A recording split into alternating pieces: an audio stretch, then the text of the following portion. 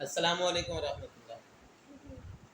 मेरा नाम जुल्फ़िकार अली भट्टी, ज़ैड भट्टी construction company से।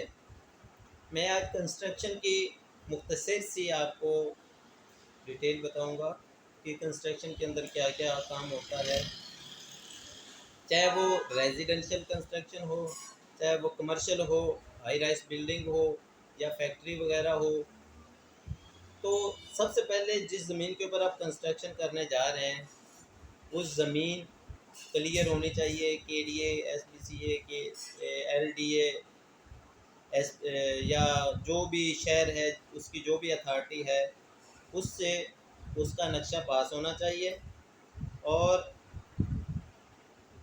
वहाँ पे जो ज़मीन की लोकेशन है वो भी वहाँ का पटवारी कह लें अंदरून का, या शहर के अंदर जो है वो वहाँ की डिमार्केशन उनसे लेनी चाहिए, ताकि कल को आप उसके अंदर जो है वो गलत जगह पे अपना मकान अपनी बिल्डिंग ना बना चुके हों, गलत ना बना चुके हों, कल को खुदा न खास्ता किसी वजह से डिमोलिश ना करना पड़े। तो सबसे पहला पॉइंट तो ये देखा जाएगा कि आपका प्लाट ही है वो जिसके ऊपर कंस्ट्रक्शन करने जा रहे हैं। फिर एज़ पर लॉ उसका नक्शा पास है, जिसका आप ठेका ले रहे हैं या जो काम आप कर रहे हैं उसकी वेरीफाई भी कर लें। फिर उसके बाद उसका जनरल लेआउट होता है। अगर वो बेसमेंट वगैरह है तो पूरे प्लाट की एक्सीवेशन होगी, और अगर कॉलम वगैरह अलग अलग हैं तो सिर्फ अलग अलग खड्डे होंगे, अलग एक्सीवेशन होगी पेडिस्टल कॉलम के लिए। एक्सीवेशन के बाद कुछ फिर ज़मीन ऐसी होती है जो नरम होती है, वहाँ पे आप रॉक पत्थर जो है वो यूज़ कर सकते हैं, रोड़ी यूज़ कर लें। और कुछ जगह पथरीली होती है जहाँ ज़रूरत नहीं होती है, वहाँ खाली PCC भी किया जा सकता है, कच्चा भी किया जा सकता है। तो PCC की कोई ऐसी वैल्यू नहीं है कंस्ट्रक्शन के अंदर। PCC का सिर्फ एक मकसद नीचे मिट्टी को और जो आपने फाउंडेशन के अंदर सरिया लगाना है उसको अलग अलग करना है, उसकी ऐसी कोई वैल्यू नहीं है। अच्छा, उसके बाद आपने लेआउट किया फाउंडेशन के लिए, लेआउट के बाद स्टील लगाया, फिर शटरिंग लगाई, कंक्रीट हुई, फिर ऊपर पेडिस्टल कॉलम का लेआउट और शटरिंग और कंक्रीट। पेडिस्टल का सरिया चूँकि प्लिंथ के साथ ही लग जाता है।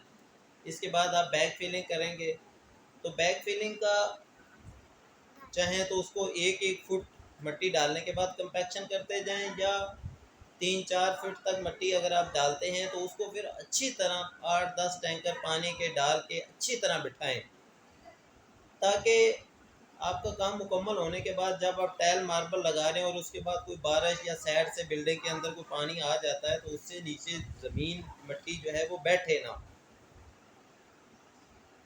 क्योंकि जब अगर उस वक्त मिट्टी बैठती है तो फिर आपका वो टाइल मार्बल फर्श कच्चा ये वो XYZ बहुत बड़ा लॉस होता है, बहुत बड़ा नुकसान होता है, और जो रेजिडेंस होता है वो भी बेचारा तकलीफ में होता है। उसके बाद फिर प्लिंथ बीम भरें, प्लिंथ के बाद दोबारा मिट्टी डाल के उसको भी इसी तरह अच्छी तरह कंपैक्ट कर लें, फिर उसका PCC कर लें। अगर रेजिडेंशियल बंगला वगैरह है मकान है तो उसकी चुनाई कर लें, 7 कॉलम भर लें और फिर छत लगेगी। इन कोई भी RCC काम है उसका अमल स्टील शटरिंग और कंक्रीट तीनों काम होते हैं। और अगर कमर्शियल बिल्डिंग है तो उसकी चुनाई बाद में होगी, उसका आप डायरेक्ट कॉलम लगाएंगे, छत बीम लगाएंगे, और फिर इसी तरह हाई राइज जितनी भी है वो करते जाएंगे। फिर उसके पार्टीशन एज पर डिज़ाइन जो है उसके अंदर आप चुनाई कर लेंगे, प्लस्तर करेंगे। फिर उसके बाद जो है वो प्लस्तर से पहले पाइपिंग जो है वो करेंगे। साथ आप वायरिंग चाहें तो वायरिंग भी कर सकते हैं, प्लम्बरिंग का काम चाहें तो प्लम्बरिंग का काम भी पहले कर सकते हैं।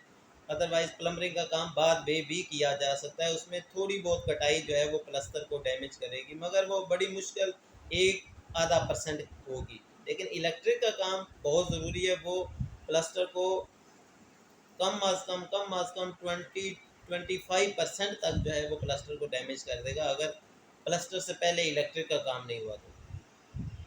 अच्छा, उसके बाद प्लास्टर की तराई के बाद कम अज़ कम कोशिश करें कि 12-15 दिन तक जो है वो उसको अच्छी तरह खुश्क होने दें।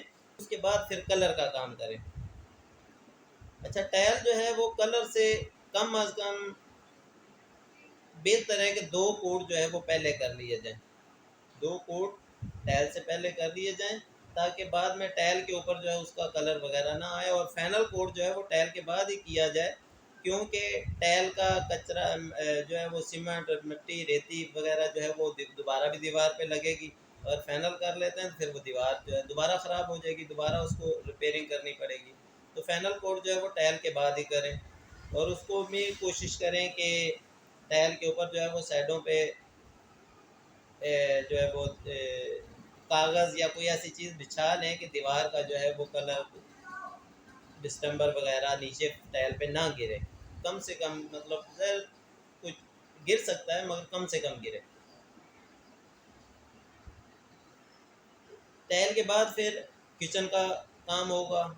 अगर अल्मुनियम है वो बाद में होगा, अगर चाहे आपने उसकी जस्त की या लकड़ी की लगानी है तो उसका फिर फ्रेम जो है वो पहले लग जाएगा, उसका जस्त का फ्रेम भी पहले लग जाएगा।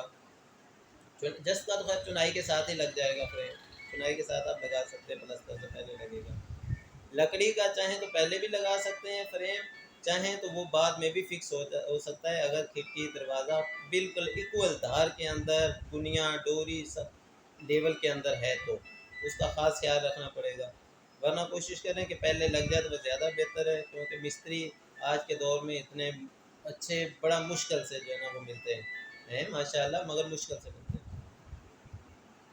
इसके बाद फाइनल कोट कर लें और छोटा छोटा काम को टच मुरम्मत। हाँ, यूटिलिटी एक काम रह गया। यूटिलिटी कहते हैं इलेक्ट्रिक और प्लम्बरिंग की फाइनल, जैसे इलेक्ट्रिक में बटन बोर्ड, होल्डर वगैरह कहते हैं, और प्लम्बरिंग के अंदर जो है वो WC कमोड, शावर वगैरह टूटियाँ, ये फाइनल यूटिलिटी है। और इसके साथ जो है वो दरवाज़ों के लॉक वगैरह लगते हैं। यहाँ तक कंस्ट्रक्शन का काम होता है। इसके बाद इंटीरियर काम शुरू हो जाता है। इंटीरियर आपका शामिल है, उसके अंदर फॉर सीलिंग होती है, उसके अंदर जो है वो पंखे, AC वगैरह भी आप शामिल कर सकते हैं। वो फिर अलग आइटम है कि जितना आप उसको बढ़ाते जाएं, जितना करते जाएं, उतना होता जाएगा। अलबत्ता रहने के लिए जो है वो स्ट्रक्चर ज़रूरी है। स्ट्रक्चर के साथ प्लस्तर तक जो है वो बेहतर है अगर हो जाए, नहीं तो कुछ गरीब गुरबा बेचारे बगैर प्लस्तर के चुनाई ब्लॉक में सोनरी करके भी रह लेते हैं, ब्रिक्स ईंटें लगा के भी रह लेते हैं, गुजारा कर लेते हैं। दोबारा रहने का अमल जो है वो पर्दे के लिए चुनाई ज़रूरी है। उसके बाद आप किसी स्टेज में भी रह सकते हैं, प्लस्तर करके, कलर करके, बगैर कलर के, टाइल लगा के या नीचे फर्श डाल के, तो जितनी जैसे जैसे हिम्मत हो बाकी काम छोटे फिनिशिंग के बाद में भी हो सकते हैं। अलबत्ता चुनाई तक जो है वो ज़रूरी है रहने के लिए, और कोई नॉर्मल दरवाज़ा कोई लगा दिया जाए पर्दे के लिए।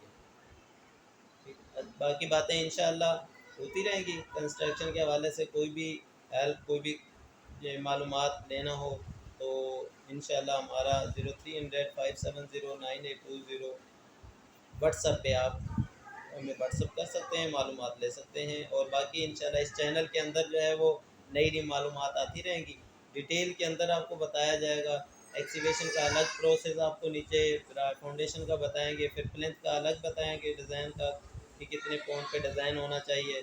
अच्छा, इसी तरह फिर छत का अलग बताएंगे, इंशाल्लाह डिटेल में फिर बताएंगे। फ़िलहाल तो ये जनरल है सबके लिए। अस्सलाम वालेकुम।